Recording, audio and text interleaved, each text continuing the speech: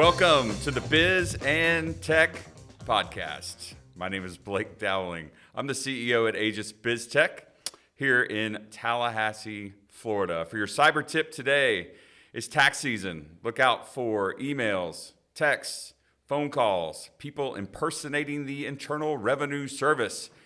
Guess what? It's hard to get a hold of the IRS. You can't get them to call you on a good day. If someone claiming to be the IRS calls you, it is not the IRS. It is a hacker. They are after your coins. They are after your personal information. So don't fall for it. Call an advisor. Call me. I can help you navigate these times. But hackers prey on us during our busy season. So that is your PSA for today.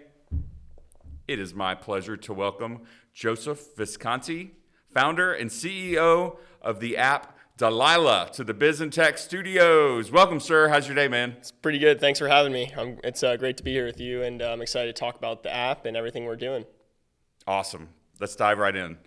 So tell us about yourself, where you're from, background, and we'll go from there. Yep. So my name's Joseph Visconti. I'm from Juno Beach, Florida. Born and raised South Florida. Grew up down there. Been surfing my whole life since I was 5, so a big part of how I was shaped was being in the ocean, being around the environment, and it's led me to a lot of things that I'm passionate about in my life today. So, how does a 5-year-old get into surfing? Walk us through it. I think a parent has to teach you how to surf. Right. So you either have a dad or a mom. You're lucky enough to have someone that can get you in the ocean early on. You got to learn how to swim early on. Once you do that, you then kind of take baby steps. So you get your first soft top surfboard, and you slowly crawl on the surfboard and make your way out with your parents, and then they push you in a wave, and you're off and running. Hopefully you're off and running quickly. But so you didn't start on the skimboard? No, skimboard's treacherous. I have had a lot of days on the skimboard, though, I will say. I've had some ugly face plants in Bay County on the skimboard as a child. Brutal stuff. Yeah, no, 100%. Yeah, but more about myself. Graduated from Florida State University. From there, I went on to work in the executive office of the governor, and loved it there, had a great time, and went in the background was building Delilah app to solve what I saw as a major problem in our country, which was a lack of civic engagement with true legislative data. I felt that Americans weren't fully engaged, so we needed to create a solution which would aggregate all legislative text and put it in a place that's familiar for them to interact with, and now we're here, so. Awesome. Yeah. Well, shout out to Addison Engel, who's here in the studio today. She was our intern at Aegis, and I told her to keep in touch, and she did. She introduced us, and I think I gravitated to your message really quickly out of the gate, because the layperson, if you're not involved in the process, meaning the legislative process, the verbiage, the language used in legislation can lose people really quickly. And I'm not claiming to be an expert by any stretch of the imagination. You read a bill when it makes it to the ballot, for a voter, and it's like, well, is this for or against? I think the idea of bringing some clarity to that is genius. So walk us through your aha moment. Was it at Florida State? Was it at the governor's office? When did you take the idea to become, the next person to say, there's an app for that, and I made it? What was that process like? So the process started as an intern at a economic think tank in Tallahassee. From there, I didn't really know. Which one? James Madison Institute. I didn't really know what, I knew what legislation was, obviously, but I've never read a bill before that. So Bob McClure is awesome. Yep. Yeah. Fantastic guy. 100%. As sharp as they come. Yep. Couldn't agree more. But I actually interned for him. I was his executive intern. With Sal Nuzzo as well, but never read a bill before. So I was like, what's a bill? What's going on here? Well, a bill is dense legal text that is sometimes 100 pages. And they were saying to me, can you write a bill synopsis? So at that point in time, obviously in college, ChatGPT is starting to come out. It's like, what is this AI thing? What are we doing here? And so I started to look at, can you take a bill and give it to AI, and what happens? Well, it starts to summarize it. It starts to analyze it. It starts to pick up things that I might not have otherwise known about, because it can take references from the internet and mash them into what's going on in the bill text. So that moment wasn't really the aha moment, this is going to happen, but it happened about this time last year. I was dabbling with just more legislative data and looking at it, and I was saying to myself, this feels like this could be something that's automated. And I started dabbling and messing around, and boom, Delilah hit me. I was like, we need to simplify legislation. I feel like there's a lot of confusion around politics, which could maybe be solved if we bring back civics. Instead of politics, we focus on civic engagement. And that's where Delilah stands. That's what our goal is. It's not a political app. It's a civic educational app that's goal is to inform Americans about the laws that literally shape what is going to happen in their communities. So that was the aha moment from that point on. From March 2025 until now, it was a mad sprint to get this thing up and running, and then we launched in January. And since then, it's been a great ride. Awesome. Yep. I downloaded the app. It looks really cool. Thanks. I'm a registered user, so I'm there. Let's go. I'm Awesome. showing the love. So let's shift gears a little bit. What's the greatest football game you've ever been to? Are you a fan? Yeah. Florida State versus Alabama. That was going to be the assumptive. Like, of course you're a fan. All right, good. You're Florida State versus Alabama. That was a crazy game, right? I mean, I don't know. The recent one? Yeah. No. Yes, exactly. Yeah. Okay. The recent one where we like all stormed the field, and that was pretty crazy. I didn't expect that was going to be a winning game. That's awesome. My stepson Reed was there, I believe. He said it was just insane game day atmosphere, and that's cool. Yeah. No, that was awesome. I mean, it was just kind of crazy too, because it was like Florida State against Alabama. You know, like, what do you think's going to happen? And then all of a sudden, you look, they were there. It's like, holy cow! Like, we might actually win this thing. And then, yeah, both my granddads went to Alabama, so I grew up a Bama fan, and then I went to the University of Florida, so I was the black sheep of the family by switching against the tide. And ironically, some of my favorite games were always Florida versus Alabama, whether it's for the SEC championship or during the regular season. Occasionally, anytime you can square up against the tide, it's great. And if you can get a win, fantastic. All the better. Yeah, it was kind of downhill from there, but it's all good. So Bama, that's all that matters. Proudest life and career moment. What do you got? Proudest life moment would probably be, honestly, first time I got barreled surfing. I would say, like, meaning the wave comes over your head and you're fully inside a wave and you get shot out. That took me 10 years. So I'd say something along those lines, probably proudest life moment, just because it took a lot of time. So successly barreling. Yep, successfully coming out of a wave. Like the... No, you're not falling. You're standing up, you're getting inside of a wave, and you're coming out. That took me about, I'd say, probably like 7 to 10 years. And that moment, I remember I was in New Smyrna Beach, Florida. Awesome. It was a perfect little day in the fall, and I had this brand new surfboard my parents got me, and that was a pretty proud life moment.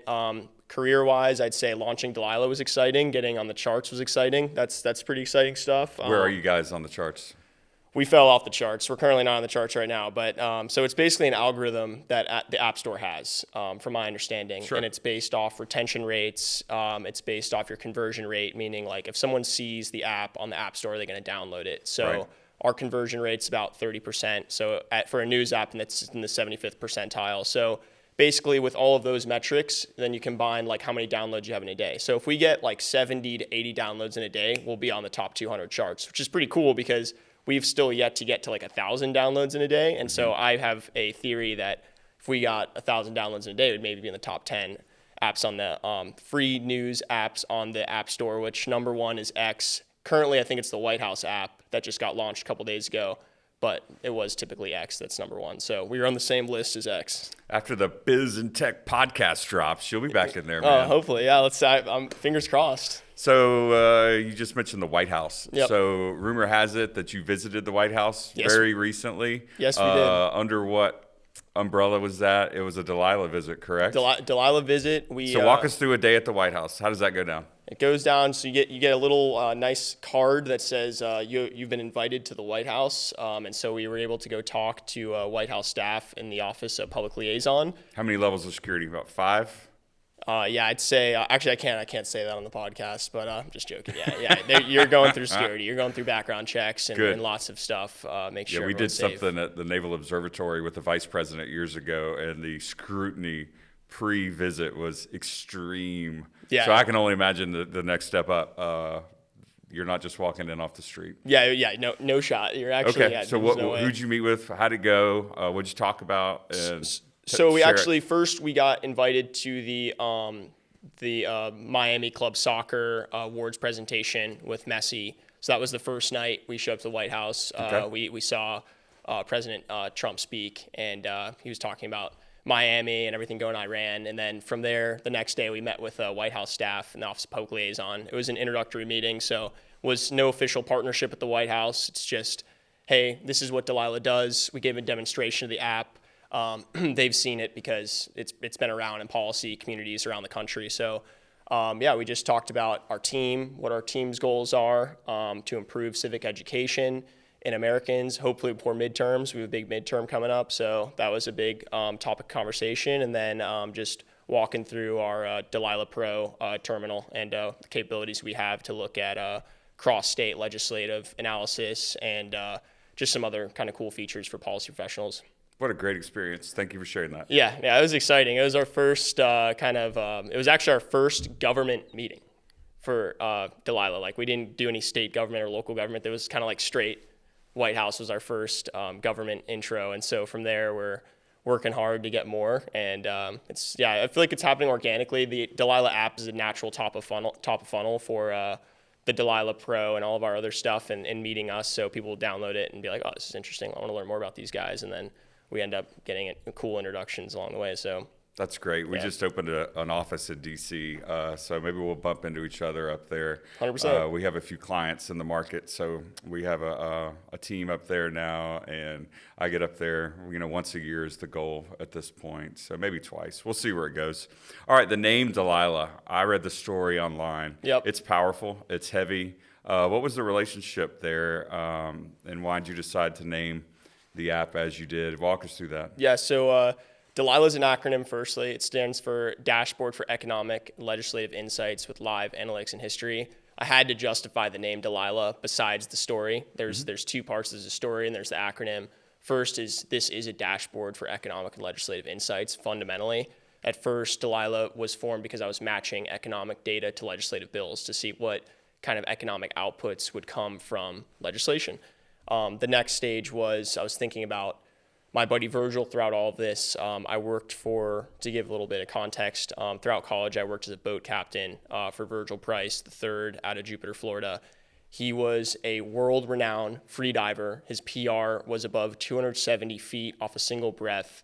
He was on Team USA, and this guy was a legend around the Palm Beach County community. People rallied around Virgil. He taught hundreds of people how to free dive, and I was lucky enough to be his boat captain, meaning every time he went out to go and teach a freediving class, I was the guy that got to go and captain his boat and get him out there safely and return safely with his crew. So basically in May of 2024, he tragically disappeared off there's a World War II shipwreck off of Stewart.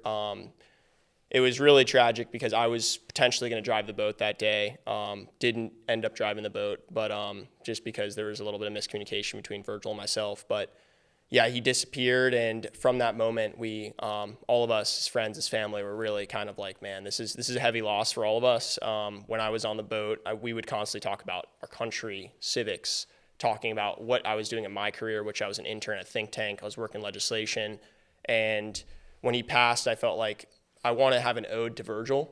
I wanted to create this in his memory, and that was a big part of it. So Delilah was the name of his dog, and Delilah, he had two dogs, two black labs, Daisy and Delilah, and they're interesting because they would look out over him while he was diving. So they were like literally watchdogs of him, and anytime like he looked like maybe he was he was gasping for air when he came up from a dive, they would start barking and freak out, and then I had to go grab them, and like sometimes they jump in the water, and that would be a problem, and I'm like right. The single captain trying to bring him in on the boat. So long story short, I was like, well, what a cool parallel, like a watchdog using technology to increase transparency over our government. Like that's probably what is needed in a way, and I think it's possible. It's just we have to put all the things together, and honestly, it might not even be Delilah. Like, it could be something else that does this. I just think it's needed in our country to have technology be the solution for transparency. So Delilah stands for Virgil. It stands for the acronym. It stands for being a watchdog and just looking over in a neutral way. That's why half of it's red, half of it's blue. There's a middle of it that's white.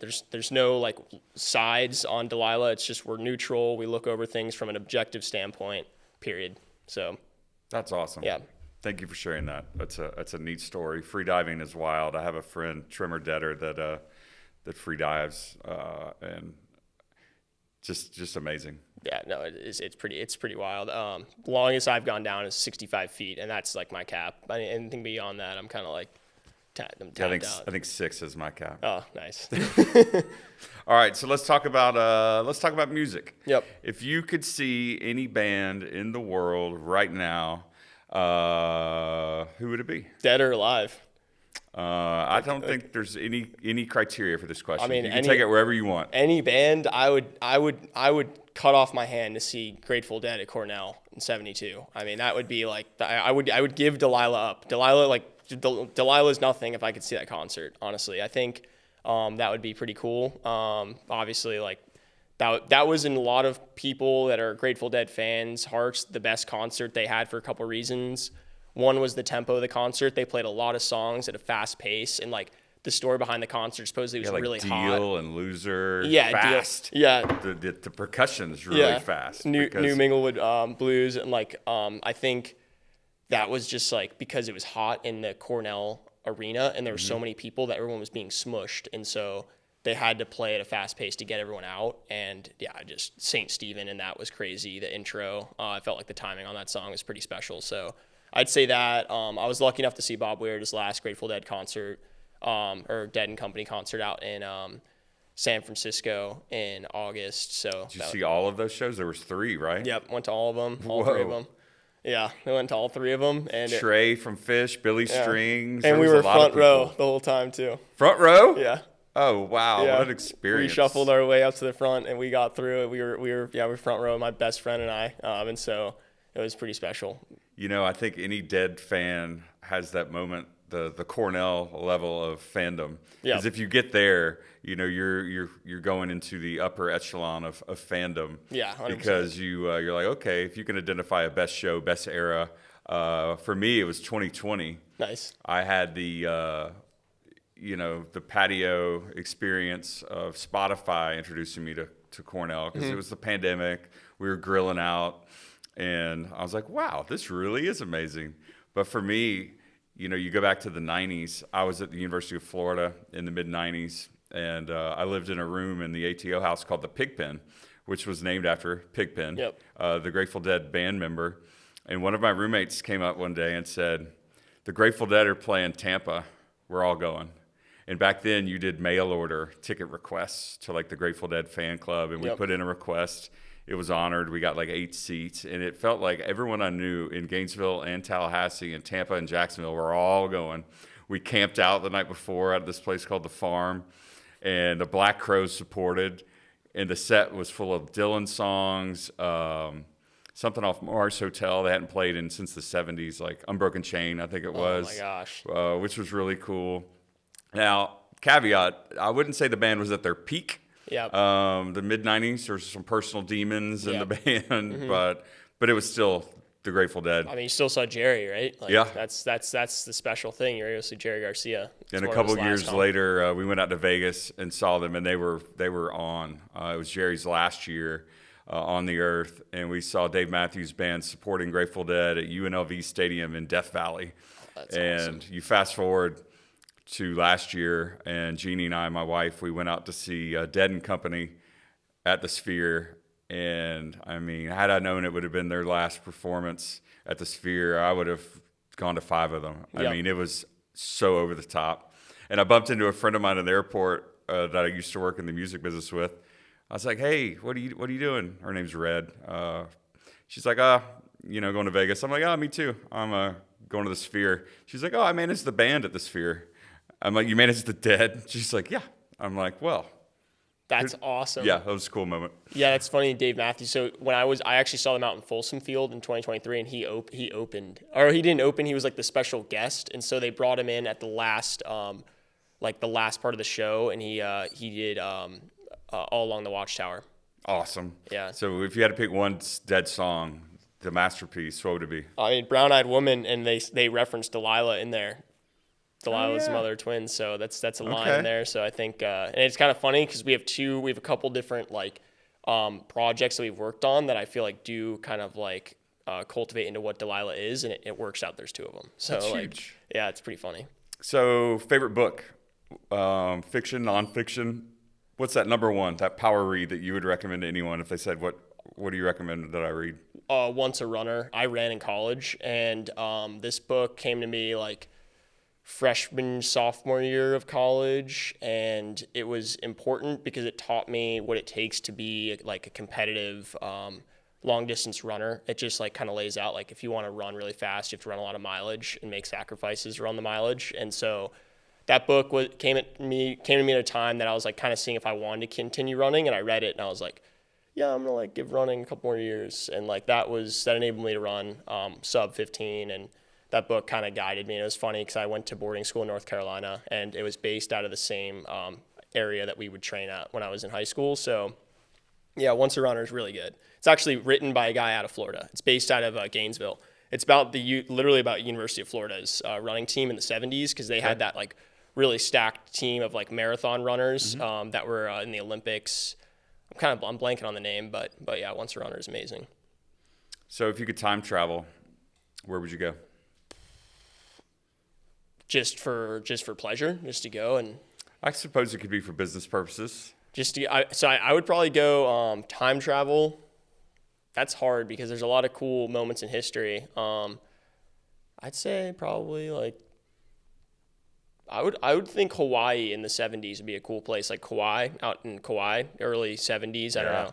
That would be pretty cool. I'd go and try that out and be like, because no one's there yet. It was mostly just hippies and Taylor camp, and then you had like the local Hawaiians. So there's probably all those waves out there. No one's ridden, right? And they're just empty. And so that would be awesome. Yeah, I'd say that. And then also San Francisco in the 60s would be very interesting as well. So those two combined would be awesome. Yeah, on Sunday I was listening to Third from the Vault, which is a great LP from the Dead, while reading the Rolling Stone commemorative edition about the band and the first 1972 Jerry Garcia interview that Rolling Stone did with him. Hilarious, man. His one quote, he was like, he's like, people think of you as like a spiritual advisor, you know? He's like, well, that's a crock. He's like, I'm just the guy that answers questions. That doesn't mean the answers are right, man. Yeah, exactly. He was straight to the point in all of his interviews. Yeah. I feel like that was the best part about hearing him and listening to him talk. All right, assuming it's not Jerry Garcia, cocktails with a celebrity. Who would be that celebrity? Celebrity, I'd probably say Bob Weir. I'll switch I'll switch that. No, I mean, I don't know. I mean, that's interesting. I think there's a lot of really cool celebrities, a lot of professional surfers that are cool. It'd be interesting to go talk with them. Politicians, not so much. I mean, it would be great to go meet like John F. Kennedy. I'd say like that would be cool if I could be with President Kennedy in a room and talk with him about like what he was going through his mind in the Bay of Pigs. That would be very interesting. So I'd say that, yeah, cocktails over Bay of Pigs, Kennedy. So let's talk about a personal barrier in life, or business barrier, or academic barrier, challenge. What was one of those days or weeks or months that was really hard to overcome?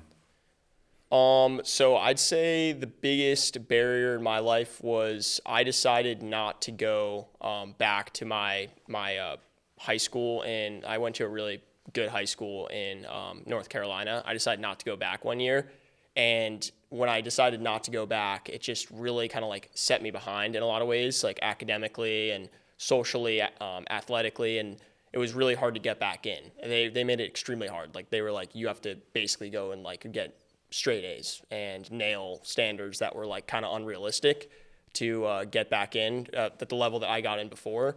And so that was pretty hard. That was a kind of challenge in my life, was like, hey, how badly do you want this? And like, if you want this bad enough, can you go and hit these benchmarks? And I was able to do it, got back in, and that kind of set the stage for the rest of my life. Because if I wouldn't have gone there, I wouldn't have had a lot of my best friends that keep in touch with. Actually, shout out to Eddie Wills Fleming. He's on our team, and we met there, and he's currently on Delilah. He's in the Bahamas right now, but he's coming back today. So, So yeah, I'd say that was a big barrier. Running, there's obviously tons of barriers, like getting injured, not making teams, like not quitting from races, stuff like that. So just learning from running. And business-wise, I'd say It's been great so far. There's obviously barriers of like getting stuff done across the finish line, like making big projects that we want to get done. But those I feel like I've been able to work through with our team. Like we just kind of come together, and I feel like rather than like focusing on like an individual effort, it's more of a team effort, and that's what gets this stuff across the finish line. It's not like putting it all on one person. Very cool. Favorite part of Florida? What do you think? Favorite part is definitely that you can go from the Keys and have like a tropical experience and then go to the Panhandle and be in the wilderness. So I think that's pretty interesting. I think it's cool that like you can go from one part that has no seasons to another part that has full seasons. That's great. And then favorite town, I'd probably say New Smyrna Beach because the waves there are the most consistent year round. And I love Jupiter, Florida, but yeah, I just for anyone that knows and is from Jupiter, Florida, they will know that like the sandbars are currently under siege, and so there's no real places to surf besides like 4 places. So I'd say New Smyrna, Jacksonville. I love Tallahassee because I feel like Tallahassee's a little interesting spot in our state that like you would never expect the level of just sophisticated decisions that are made in Tallahassee being from South Florida. That's like an interesting thing I realized moving up here was, wow, this is a town that like really does call shots, and it's kind of in the middle of what most people would say, like this is not a very dense urban population. So Yeah, I don't think a lot of Americans realize the width of Florida. You know, you drive from the Keys to Tallahassee, you're talking about like driving across Texas. yeah, Not quite, but close. It's pretty wild. it's like 600 miles probably. So what's next for Delilah? What's next for you? Where do you see the next year and beyond going? I think we're going to start seeing rapid growth on college campuses. We're already seeing it. We're seeing it every day. We're seeing students come together and say, hey, we want to learn about what's going on in our country. And what we're seeing on Fox and what we're seeing on Newsmax, what we're seeing on MSNBC is not the information that is guiding the policy of our country. That is information that is created as noise. It is stuff that is used as distractions for Americans. And I think there's a push to know what's going on. That's why you have people like Nick Shirley popping up. He's gone viral because he's exposing what is going on multiple levels of our government. And that's not to be said that like that's far left, far right. That's just like a fact of this is happening here.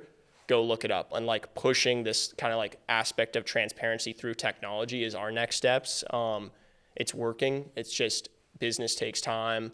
This doesn't happen overnight, but I'd say leading up to midterms, that's our big push, is just getting the word out and saying, hey. Where do you get your media from? Because I'm of that generation that still, listens to a lot of the big media conglomerates, Yep. For better or for worse, your CNNs, your Foxes, your ABCs, because that's what I grew up around. Yep. Obviously, you didn't grow up around that. It was Yep. more dynamic. Where do you get your media? So right now I'd say I'm lucky to have a lot of friends. Besides the Biz and Tech podcast, of course. Yeah, I mean, I check this every morning. That's my 9 a.m. But in addition to Biz and Tech podcast, I'd say friends around the country. I have a lot of friends scattered throughout different places, whether it's the military, whether it's government, whether it's private sector. We all talk. We say, hey, this is going on here. This is going on here. We all have unique educational experiences. So my news is really coming from like the source. Like I call people. I try to understand what's going on. I don't pay attention. I mean, I'll read articles on Wall Street Journal or Axios or major news publications, but it's interesting to see that those articles, if you actually know the people that those articles are talking about, they're completely wrong. And so most of my news is actually come from like my connections around the country. And I'd also say like I look at a lot of legislation. I go on Delilah. I see like, hey, what does this bill do? Is this person, this representative that passed this saying this? Like what's the difference? Do they line up? So I try to look at more fact rather than fiction in terms of news. Okay. Last couple questions, and we'll call it a day.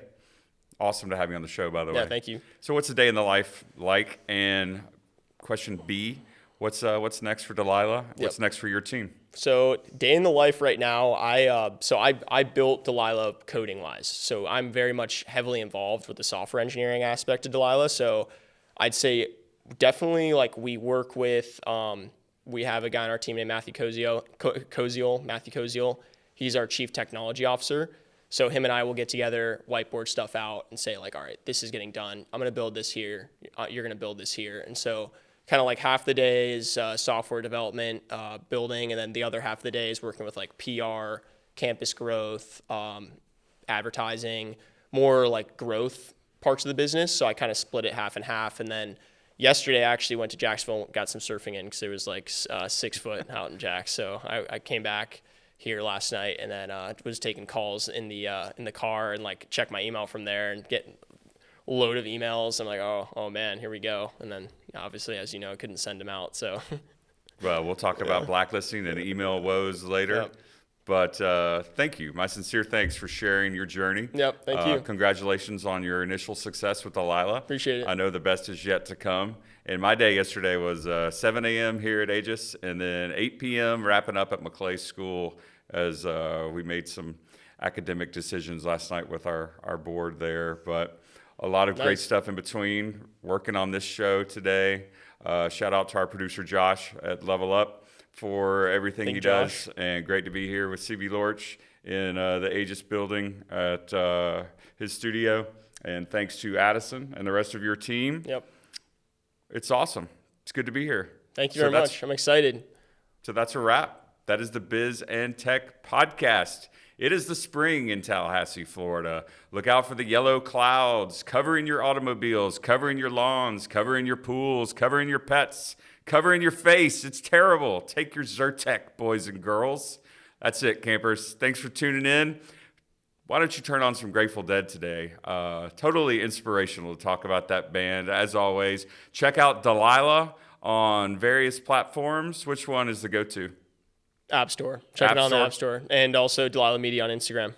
Excellent. We will see you next time on the Biz and Tech podcast. That is Blake Dowling, the CEO of Aegis. That's me signing off. Have an awesome day. Thanks for listening. Thanks for watching. We'll see you.